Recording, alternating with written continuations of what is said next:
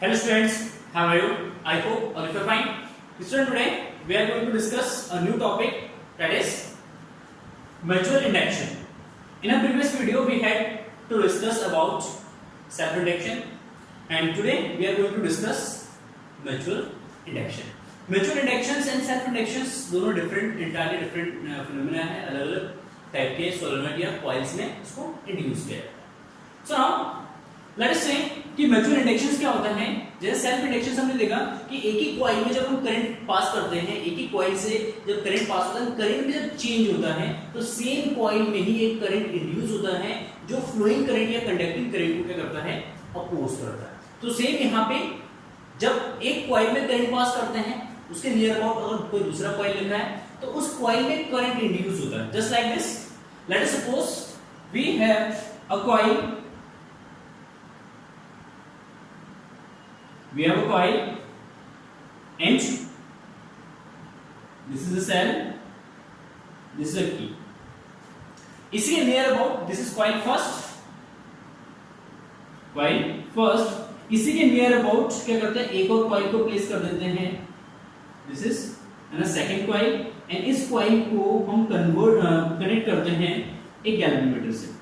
Just like this is a galvanometer.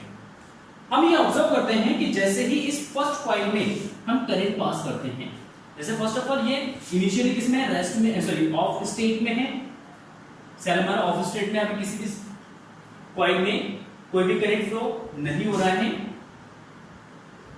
Coil second, जैसे ही यहां पे इस की को क्या करते हैं, हम ऑन करते हैं. जैसे की ऑन होगा तो इनिशियली इस सर्किट में क्या होगा, एक करंट फ्लो ना स्टार्ट करेगा and current will be changed. Initially current I will be increased from 0 to maximum value. जैसे हम इस की को ऑन करेंगे, इस सर्किट में आपका करंट फ्लो होगा एंड करंट का जो वैल्यू है वो मैक्सिमम तक इंक्रीज हुआ. इनिशियली मतलब अचानक से इंस्टेंटली वो मैक्सिमम वैल्यू पे नहीं पहुंचेगा. उसके लिए क्या हुआ, 0 से 1, 1 से 2, 2 से 3, 3 से 4, तो एक क्या हुआ, इंक्रीज करे कंटिन्यूअसली, तो चेंज होगा. When current will be changed in coil first, initially जब करंट चेंज करेगा तो इससे कॉइल के अराउंड क्या बनेगा, मैग्नेटिक फील्ड बनेगा. दिस मैग्नेटिक फील्ड बनेगा. इनिशियली जैसे करंट पास होगा इसमें से इनिशियली एक स्मॉल सा मैग्नेटिक फील्ड बनेगा. जैसे धीरे धीरे करंट को इंक्रीज करेंगे तो मैग्नेटिक फील्ड भी आपका क्या होगा, इंक्रीज होगा. एंड मैग्नेटिक फील्ड अगर इंक्रीज हो रहा है तो इट मींस फ्लक्स इंक्रीज होगा, इट मींस फ्लक्स चेंज हो रहा है. और ये जो इसके कारण जो मैग्नेटिक फ्लक्स चेंज हो रहा है कॉइल फर्स्ट के कारण, सेम मैग्नेटिक फ्लक्स आपका लिंक करता है कॉइल सेकंड के साथ.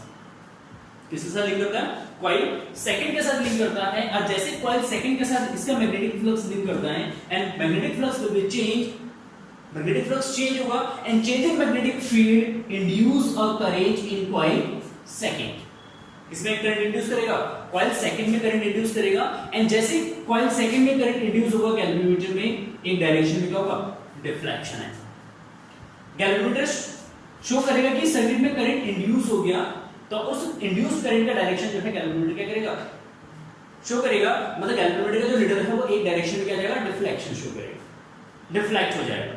एंड सेकंड केस में जैसे हम सर्किट को ऑफ करते हैं, सेकंड केस में जब जैसे सर्किट को क्या करते हैं, ऑफ करते हैं एंड सर्किट को जैसे ही ऑफ करेंगे तो ऑफ करते ही क्या होगा कि हमारा जो करंट इसमें जो फ्लो हो रहा था, जो मैक्सिमम स्टेट पे फ्लो हो रहा था करंट, मैक्सिमम करंट फ्लो हो रहा था, वो मैक्सिमम करंट अब सेकंड केस में क्या होगा, जब ऑफ स्टेट होगा, ये ऑन स्टेट था, ऑफ स्टेट में करंट डिक्रीज होगा एंड करंट अगर डिक्रीज होता है तो मैग्नेटिक फील्ड डिक्रीज होगा एंड मैग्नेटिक फील्ड डिक्रीज होने का मतलब है कि जो इसके अराउंड जो फ्लक्स क्रिएट हो रहा है, इससे कॉइल से जो फ्लक्स लिंक कर रहा है वो फ्लक्स भी डिक्रीज होगा. इट मींस फ्लक्स चेंज होगा.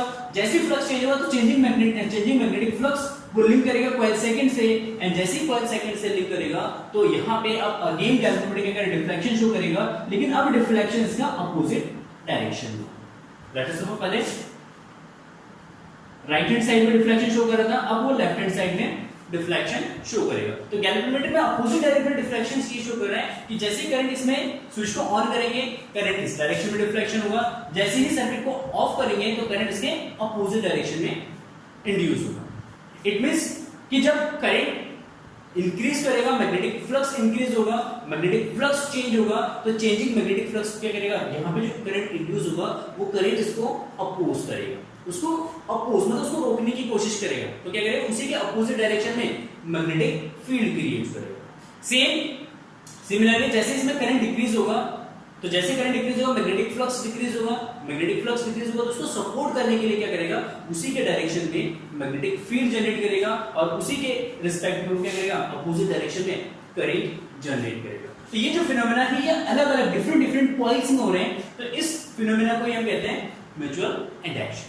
सेल्फ इंडक्शन में एक ही कॉइल के अंदर होता है, म्यूचुअल इंडक्शन में क्या होता है, डिफरेंट कॉइल्स के अंदर होता है, यहाँ पे आपका डिफरेंट कॉइल्स में, तो इसको डिफाइन करेंगे म्यूचुअल इंडक्शंस को। The definition of mutual induction is mutual induction is a phenomena. Mutual induction is a phenomena. Is a phenomenon of production of induced EMF of production of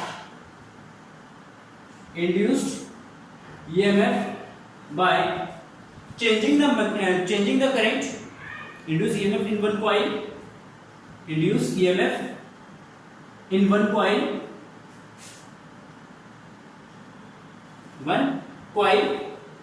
due to the changing current in neighboring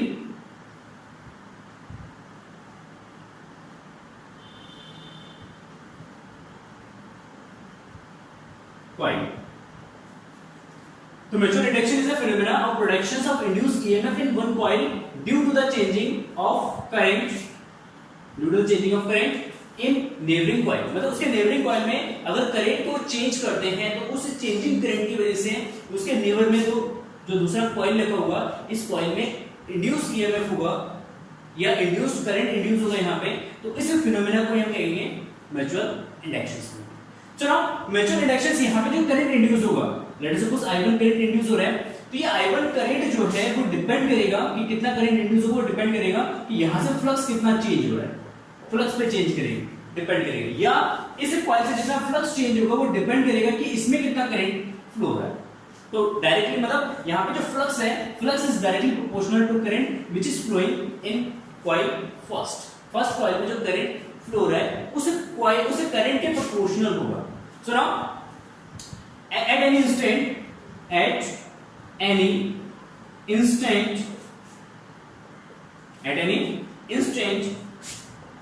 the magnetic flux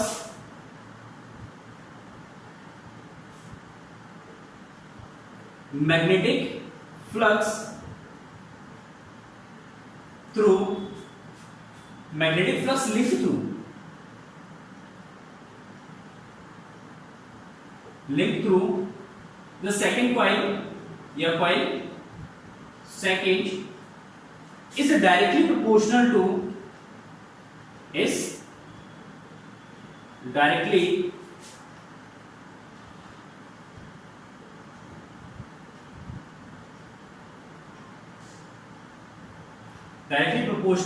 to current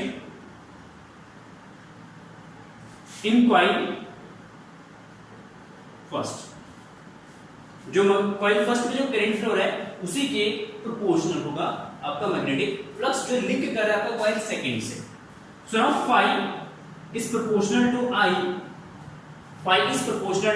I and अगर यहां से क्या करते हैं proportionality का sign remove करते हैं, then we get a constant of proportionality that is mi, where m is equal to phi upon I and this is called mutual inductance।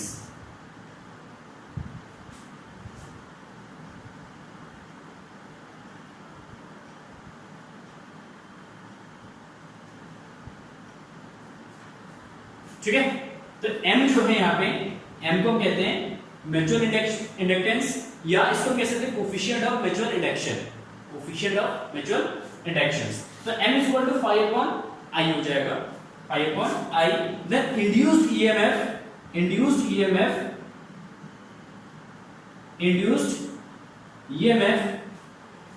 EMF is equal to E is equal to minus d phi upon dt, minus d phi upon dt, then minus d phi is equal to mi, then d upon dt mi.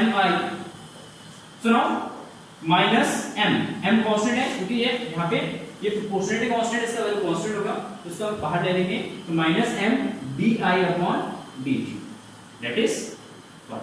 तो यहां से mutual inductance m लिख सकते हैं, m is equal to minus e upon di upon dt. Unit of mutual inductance is Henry. किसमें major करते हैं इसको? हेनरी में मेजर करते हैं. जैसे सेल्फ इंडक्टेंस को भी हम हेनरी में मेजर करते हैं, यहाँ पे म्यूचुअल इंडक्टेंस को भी क्या करते हैं? हेनरी में मेजर करते हैं. ठीक है, या इसको वोल्ट सेकंड पर एम्पियर भी लिख सकते हैं. वोल्ट टाइम ऊपर चला जाएगा तो वोल्ट सेकंड पर एम्पियर भी हम लिख सकते हैं हेनरी को. Clear? So now define definitions of 1 Henry. definition of 1 Henry. 1 Henry को अगर इसमें से डिफाइन करेंगे तो उसका डेफिनेशन हो जाएगा. So now if late us suppose if at E is equal to EMF is equal to 1 volt and जो करंट चेंज हो रहा है हमारा वो कितना हो रहा है? 1 एम्पियर पर सेकंड हो रहा है. जो इस कॉइल फर्स्ट में जो करंट हम चेंज कर रहे हैं, लेट अस सपोज कि 1 सेकंड में 1 एम्पियर करंट हम यहां पे चेंज कर रहे हैं, then m is equal to 1 by 1 is equal to 1 Henry. 1 henry. तो इस केस में अगर हम किसी कॉइल फर्स्ट में अगर 1 एम्पियर पर सेकंड के रेट से अगर करंट को चेंज करें एंड उस चेंजिंग करंट की वजह से नेबरिंग कॉइल पे 1 वोल्ट का ईएमएफ इंड्यूस हो, then there mutual inductance will be 1 henry. तो 1 henry may be defined as the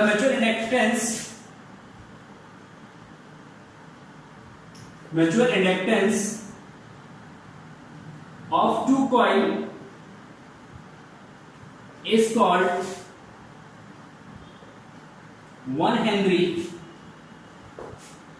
1 Henry if an induced EMF of 1 volt, the mutual inductance of two coil is called 1 Henry if an induced EMF is 1 volt.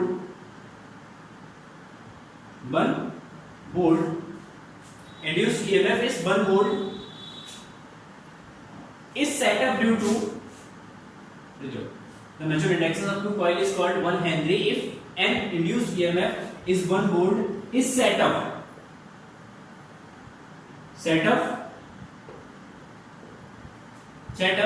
in coil for coil second due to change of electric current, due to change of electric current in one coil when the current in the neighboring coil change at a rate of 1 ampere, and coil second due to change of electric current, change of electric current 1 ampere per second, change of electric current 1 ampere per second, 1 ampere per second in coil first.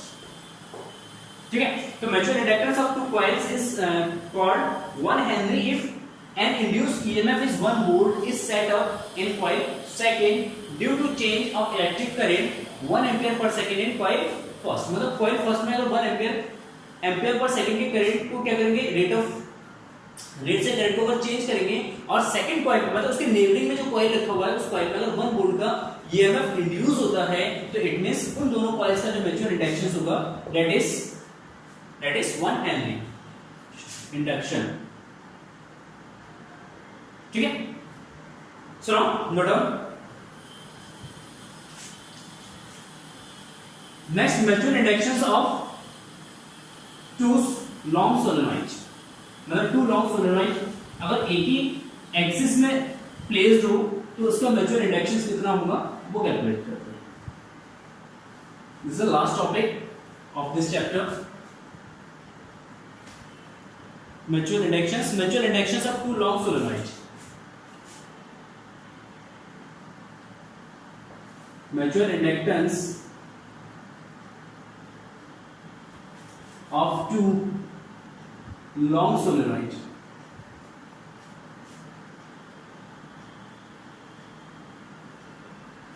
of two long solenoid. So now let us suppose we have a two coil, दो coil है,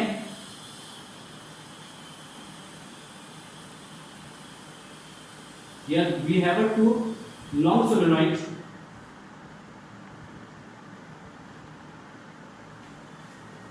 this is solenoid first या coil first, so now next इसी axis पे हम क्या करते हैं, दूसरे coil को बाउंड कर देते हैं just like this, इस तरीके से इस coil को भी यहां पे क्या करते हैं, बाउंड करते हैं। this is coil second, this is first coil S1 या solenoid S1, इसको solenoid S1 लिखते हैं, इसको solenoid S2 लिखते हैं। This is solenoid S2. Let us suppose the length of the solenoid is small l. And so now let us suppose I1 current is flowing in solenoid first. Yes, I1 current and I2 current is flowing in solenoid 2, मतलब first solenoid में late us suppose हम assume करते हैं कि इसमें I1 current flow रहा है and second जो सोलेनॉइड है हमारे पास, उस सोलेनॉइड में I2 करंट फ्लो हो रहा है, दोनों में करंट क्या है, डिफरेंट है। And let us suppose let R1 and R2 या R1, R2 are the radius of solenoids,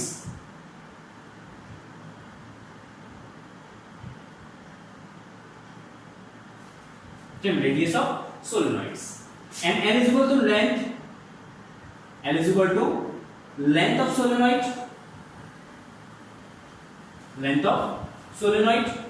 and let us suppose n1 and n2, the number of turns in solenoid, ठीक है। तो मान लेते हैं कि n1 और n2 जो है इसका क्या है, नंबर ऑफ टर्न्स है, टोटल नंबर ऑफ टर्न्स है किसमें, solenoid first and solenoid second. n1 solenoid first का नंबर ऑफ टर्न्स है, n2 सोलेनॉइड सेकंड का नंबर ऑफ टर्न्स है, total number of turns. So now magnetic field, सबसे पहले देखिए, पहले इसमें करंट फ्लो कराते हैं, इसमें इंड्यूस्ड ईएमएफ निकालते हैं, इसका म्यूचुअल इंडक्शंस निकालते हैं। सेकंड केस में इसमें करंट फ्लो कराते हैं, इसका म्यूचुअल इंडक्शंस निकालते हैं। तो first of all coil first में हम क्या करते हैं, करंट फ्लो कराते हैं, ठीक। Let I1 current is flowing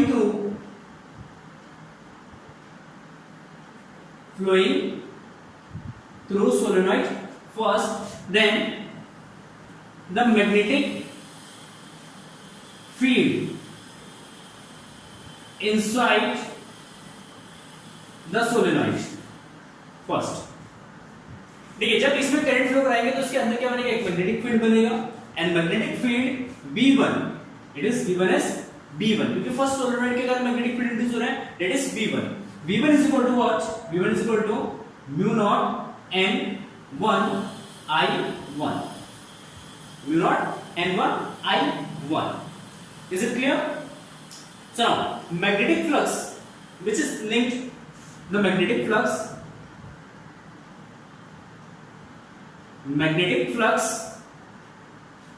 linked through solenoid S2। अब देखिए S1 के S1 में क्या करेंगे, S1 में करंट फ्लो कराएंगे तो S1 के कारण मैग्नेटिक फील्ड जनरेट होगा और सेम मैग्नेटिक फील्ड जो है आपका लिंक करेगा किसे, सोलेनॉइड सेकंड से, क्योंकि उसी के एक्सिल में है ना, तो जितना मैग्नेटिक फील्ड क्रिएट करेगा S1 उतना ही मैग्नेटिक फील्ड उसी में से क्या होगा, पास होगा। तो इन केस कि जो V1 मैग्नेटिक फील्ड क्रिएट कर रहा है S1 सोलेनॉइड, तो उस केस में सोलेनॉइड सेकंड में से कितना मैग्नेटिक फ्लक्स लिंक करेगा, दैट इज phi 2, किसमें, phi 2, and phi 2 is equal to what, that is B2, sorry V1 and number of turns is here N1, number of turns कितने इसमें, N1 number of turns है, and A is the area of cross sectional, A is the cross section area of solenoid. Solenoid हमने use किया है, solenoid का ये वाला cross sectional area है, ठीक है। तो यहाँ पे जो मैग्नेटिक फील्ड सॉरी जो मैग्नेटिक फ्लक्स लिंक करेगा वो किससे लिंक करेगा, वो सेकंड कॉइल से लिंक करेगा, इसमें से सेकंड कॉइल से। तो यहाँ पे V1 एंड दूसरा यहाँ पे N2 आएगा, कितना आएगा, N2A। So now V1 is equal to what, that is mu naught N1 I1 N2A, then phi 2 is equal to, देखिए N1 is the number of turns per unit length, so now N1 is equal to जगह में से हमारा कितना जाएगा, N1 is equal to N1 into L, then N1 is equal to what, capital N1 by L, and N2 is equal to what, capital N2 by L, then capital N2 is equal to N2L, then small n2 is equal to capital N2 by L. So now we substitute here, N1 is equal to capital N1L, यहाँ पे जो mu naught I1 capital N1 capital N2A by L, कितने by L. So now mutual induction या inductance, mutual inductance M is equal to what, M is equal to phi 2 by I1, देखिए I1 current जब इसमें flow हुआ, उसके कारण इतना flux induce हुआ, इतना फ्लक्स सेकंड कॉइल के साथ लिंक करेगा, then mutual inductions M is equal to phi 2 upon I1 हो जाएगा। So now M is equal to phi 2 is equal to mu naught I1 N1 N2 A by L into I1 से I1 cancel, so now we get mu naught N1 N2 A by L, ठीक है। This is the expression for the mutual inductions between two coils। अब देखिए, अब हमने यहाँ पे first case में क्या करा कि कॉइल्स फर्स्ट में हमने करंट इंड्यूस किया, सेकंड का म्यूचुअल इंडक्शन हमने कैलकुलेट कर लिया, या दोनों का म्यूचुअल इंडक्शन हमने कैलकुलेट कर लिया। Let us assume second case में क्या करते हैं, सेकंड कॉइल में हम करंट पास करते हैं I2, एंड इस केस में हम देखते हैं कितना यहाँ पे मैग्नेटिक फील्ड, सॉरी यार सेकंड केस में देखते हैं जब इसमें करंट फ्लो कराएंगे, तो सेकंड केस में यहाँ पे हम देखते हैं कि कितना इसका म्यूचुअल इंडक्शन होगा, ठीक है। इसको इरेज कर देता हूं मैं यहां से। So now let second case में let I2 current is flowing through solenoid S2, then the magnetic field inside the solenoid S2, that is V2 is equal to what, V2 is equal to mu naught N2 I2, V2 is equal to mu naught N2 I2, and mu naught N2 is equal to what, N2 is equal to capital N2 by L into I2, this is I2, clear। and magnetic flux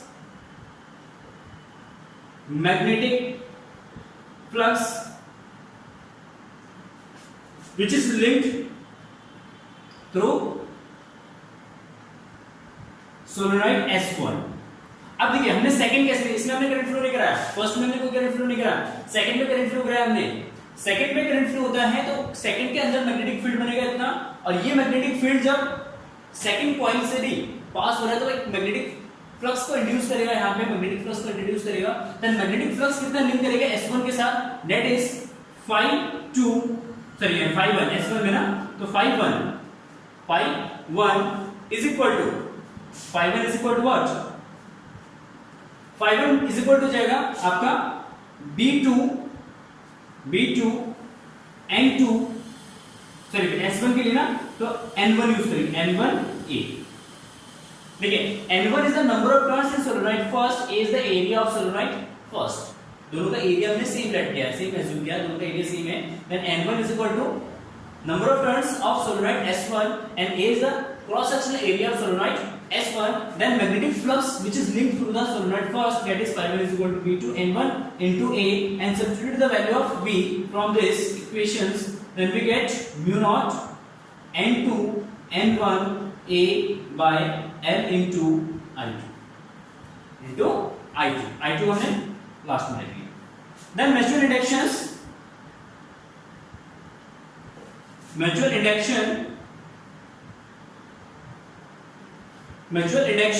that is M,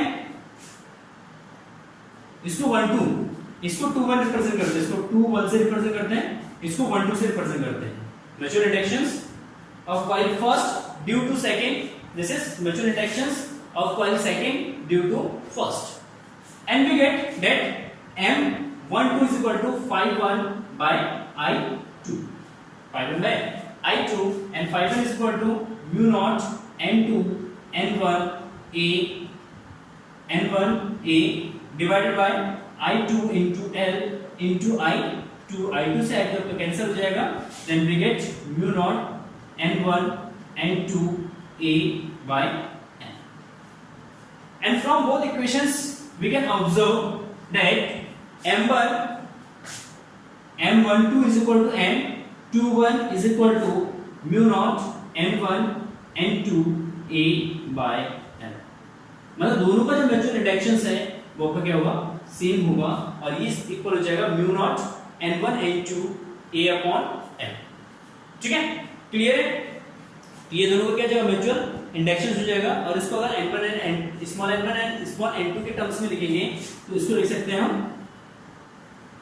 देखिए अगर small n1 and small n2 के terms में लिखेंगे तो M12 is equal to M21 is equal to, we get that mu naught N1 is equal to small n1 L, N2 is equal to small n2 L A divided by L से cancel हो जाएगा, then we get mu naught N1 N2 A into L।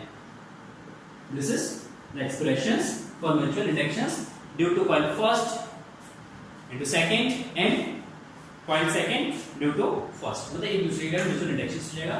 And the mutual inductions of a coil or a solenoid may be depends on number of turns, किस पे depend करेंगे, number of turns पे, दोनों पे number of turns कितने हैं उस पे डिपेंड करेंगे, नंबर ऑफ टर्न्स पे N1 एंड N2 पे, second area of cross sectional area of cross section, second length of the solenoid, length of solenoid, solenoid की लेंथ कितना है उस पर डिपेंड करेगा, एंड थर्ड डिपेंड करेगा डिस्टेंस बिटवीन टू कॉइल्स या टू सोलेनॉइड, मतलब टू सोलेनॉइड के बीच डिस्टेंस कितना है, जैसे एक सोलेनॉइड यहाँ पे एक सोलेनॉइड यहाँ पे, दोनों के बीच में सेपरेशन अगर ज्यादा होगा, ज्यादा फ्लक्स लिंक नहीं कर पाएगा सेकंड से, तो म्यूचुअल इंडक्शन उतना ज्यादा नहीं हो, तो वो कॉइल दोनों कॉइल को हमने जो प्लेस किया है वो कितने डिस्टेंस पे प्लेस किया है, उस डिस्टेंस पे भी आपको यहाँ पे डिपेंड करेगा आपका mutual inductions. Is it clear? जिसको हम रिलेटिव सेपरेशंस भी कह सकते हैं, relative separations and permeability of medium, जिस मीडियम में रखा है या जो हमने सोलेनॉइड यूज किया सोलेनॉइड के अंदर क्या मीडियम है, उस मीडियम पे भी डिपेंड करेगा, तो परमेबिलिटी ऑफ फ्री स्पेस और परमेबिलिटी ऑफ अ मीडियम और मटेरियल। ठीक है, क्लियर है? तो ये कुछ फैक्टर्स हैं जिस फैक्टर्स पे आपका म्यूचुअल इंडक्टेंस डिपेंड करता है। तो आई होप समझ में आ गया होगा आपको। ठीक है ना, फिर भी कोई डाउट है तो आप कमेंट सेक्शन में पूछ सकते हैं। ठीक है, thank you for watching this video, have a nice day, bye bye.